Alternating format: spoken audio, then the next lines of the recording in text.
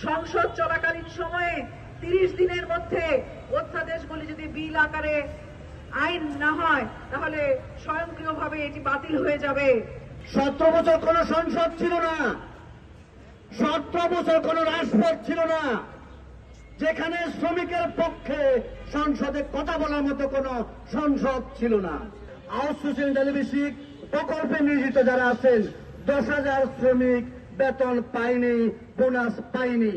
এখন যদি আপনি বলেন তাদেরকে আপনি এই অধ্যাদেশের বাইরে রেখে, এই নীতিমালার বাইরে রেখে যদি আপনি তথ্য গোপন করে যদি বলেন সব শ্রমিক আজকে খুশি, তাহলে আমি আপনার বক্তব্যের প্রতি তীব্র নিন্দা জানাচ্ছি। আমি আশা করব বাংলাদেশের যখনই শ্রমিকের ব্যাপারে আসবে, শ্রমিক নিয়ে কথা বলবেন যে কোনো নেতা, যে কোনো প্রতিনিধি, যে কোনো মিনিস্টার, যে কোনো প্রধানমন্ত্রী সঠিক তথ্য নিয়ে কথা বলবেন, তা না হলে শ্রমিকের কলিজা ফেটে যাবে।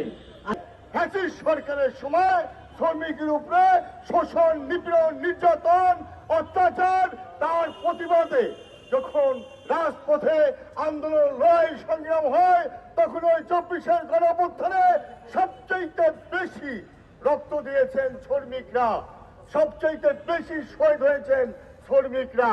অতএব এখানে শ্রমিকদের সবার আগে প্রাধান্য পাওয়া উচিত। সকল সেক্টর মিলাইলে বাংলাদেশে প্রায় 7.5 কোটি শ্রমিক। এই 15 কোটি হাত একদিন যদি বন্ধ থাকে সারা বাংলাদেশ অচল। যারা বাংলাদেশকে চালায়, যারা বাংলাদেশকে সচ্ছল রাখে, যাদের ধর্ম ঘামে বাংলাদেশ চলে, অবশ্যই তাদের আইন সবার আগে। এখানে কোনো দুনপুন ধানাই ফানাই করলে শ্রমিক শ্রেণী, শ্রমিক নেতৃত্ব আমরা মেনে নেব না।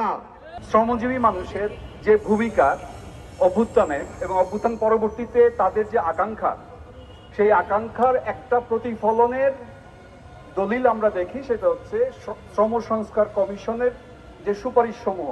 তাই আমরা চাই আইনের মূলে মানুষের যে সমান মর্যাদা সেইটা প্রতিষ্ঠিত হোক।